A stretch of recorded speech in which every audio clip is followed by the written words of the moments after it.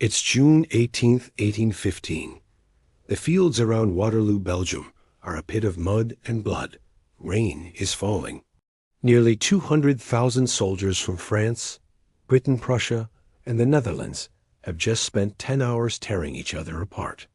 By 9 p.m., the French Imperial Guard has broken. Emperor Napoleon Bonaparte, the man who conquered Europe, is in a full retreat. It's the end of an era. But the most important victory of that day wasn't won by the Duke of Wellington. It wasn't won with a cannon or a cavalry charge. It was won by a man in London, 250 miles away, staring at the pillars of the stock exchange.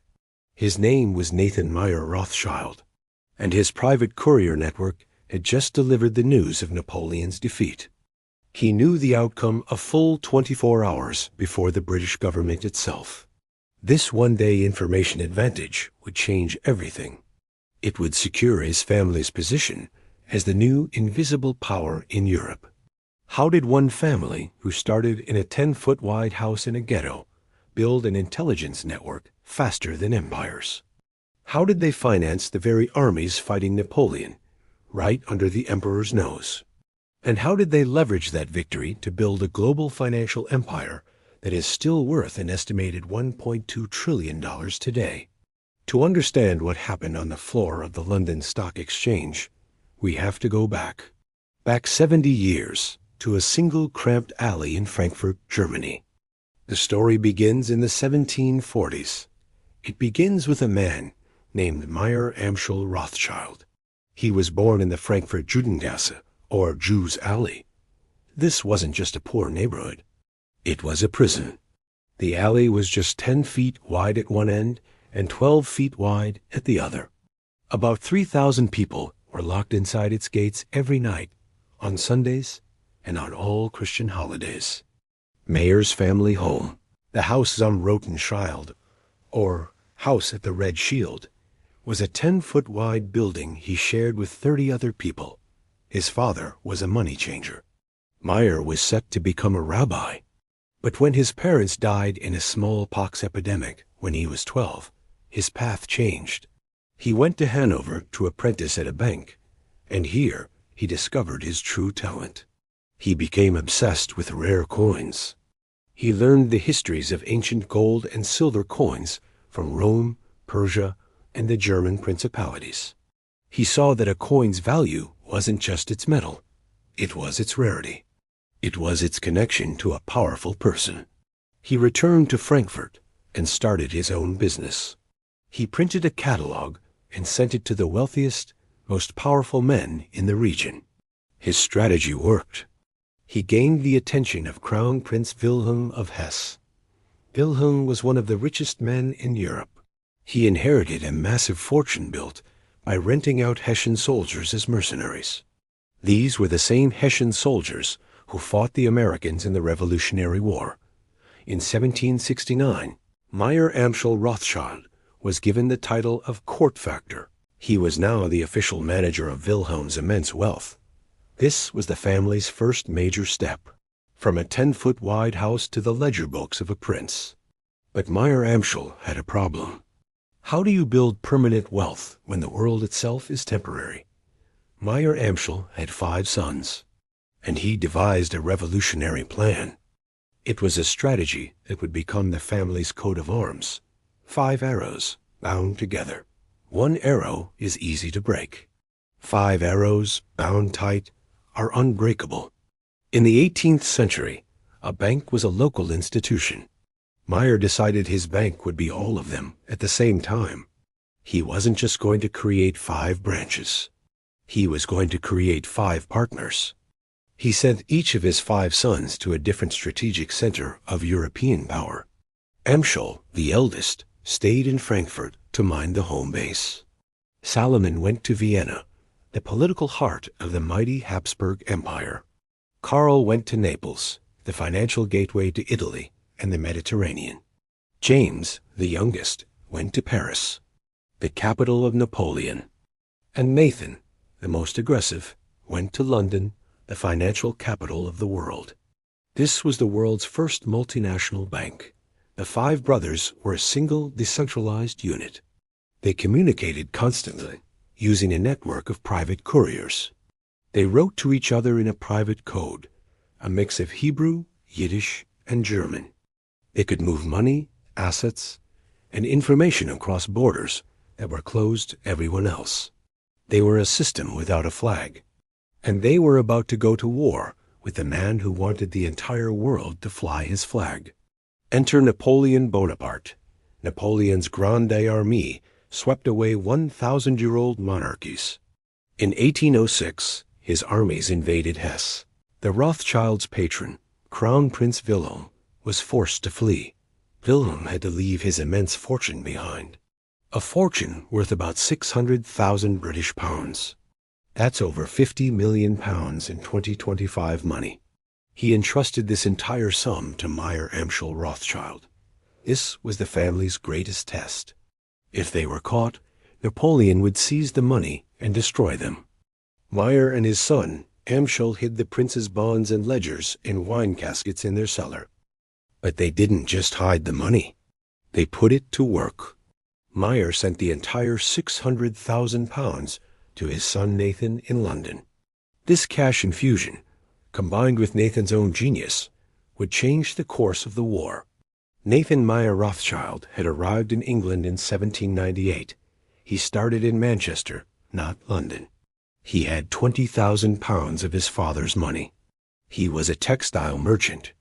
He quickly learned that the British textile industry had a three-part problem: getting raw cotton, manufacturing finished cloth, and selling it.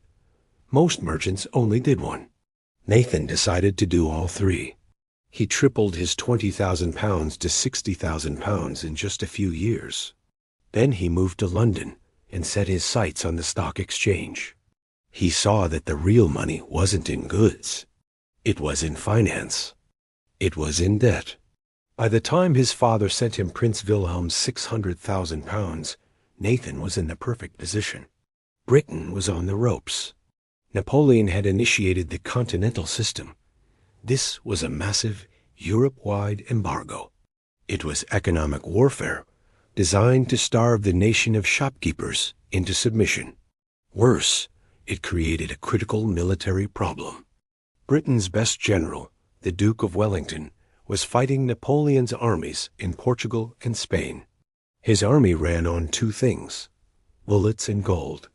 He needed gold to pay his soldiers. He needed gold to buy supplies from local farmers. But Napoleon's blockade meant the British government couldn't get its gold to him. The gold was physically in London. Wellington was in Spain. Between them was France. The British government was desperate. Wellington's army was on the verge of collapse, not from French bullets, but from bankruptcy. So they turned to the one man in London who had a network that ignored borders. They turned to Nathan Rothschild. This is where the five arrows truly outsmarted the emperor. The British government asked Nathan an impossible question: "Can you get our gold to Wellington?" Nathan's answer was yes. He then did something unbelievable. He didn't avoid Napoleon's France. He used it. He took the government's gold. He also used the 600,000 pounds from Prince Wilhelm.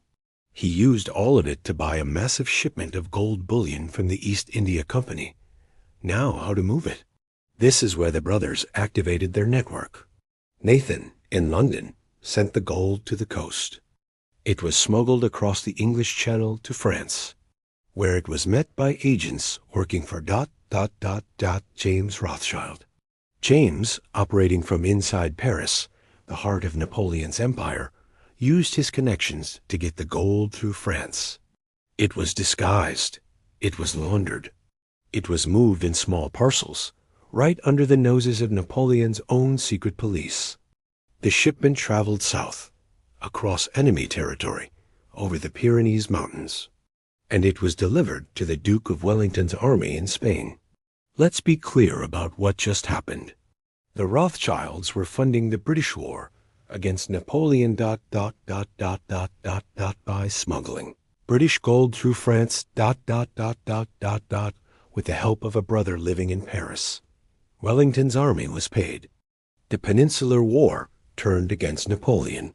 The Rothschilds had proven that their family network was more powerful than Napoleon's blockade. Meyer Amschel Rothschild died in 1812, just as this plan was succeeding. He left his sons a will with strict instructions. All key positions were to be held by family members.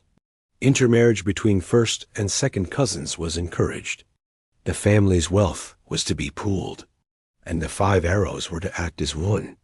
They were about to face their final test. Napoleon escaped his exile on the island of Elba in February 1815. He landed in France and in 100 days rebuilt his army. All eyes turned to a small crossroads in Belgium, Waterloo. This was the final showdown. The London Stock Exchange was paralyzed.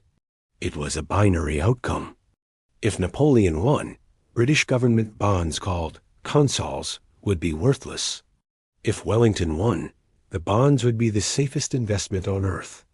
The entire financial world was waiting, but the Rothschilds didn't wait. They had spent a decade building an information network just for this moment. They had agents, couriers, and scouts. They used carrier pigeons to fly messages between the 5 capitals. They paid for agents on fishing boats and trading vessels to get priority crossing. Their system was faster than any government's. On June 18th, as the Battle of Waterloo raged, a Rothschild agent named Rothworth was near the front lines. He saw the French Imperial Guard break. He saw Napoleon retreat. He didn't wait. He rode his horse to the port of Ostend. He found a fishing boat and paid the captain 2,000 francs, a huge sum to cross the storm-tossed English Channel immediately. He landed in Folkestone, England, and delivered the news to Nathan Rothschild. Nathan knew. He knew Wellington had won. He knew Napoleon had lost. And he knew that no one else in London knew. The next morning, June 20th, 1815, Nathan Rothschild walked onto the floor of the London Stock Exchange. He went to his usual spot, Rothschild's pillar. Every eye was on him. Nathan, with the most valuable secret in the world, did nothing. He leaned against his pillar, looking gloomy. Then he quietly signaled to his agents, and he started to sell. He sold British consols. Then he sold more. A wave of terror ripped through the exchange. The traders watched him. If Nathan Rothschild was selling, it could only mean one thing. Wellington had lost. Napoleon was coming. "Rothschild knows," was the whisper. Panic set in. Everyone started selling. The market collapsed. The price of consols plunged. Down 5%, down 10%, down 20%. The market was in a total, catastrophic freefall. Nathan watched the panic he had started. He continued to sell. Then, in the final hour of trading, as the market hit rock bottom, and he told his agents to buy. He bought every console they could find.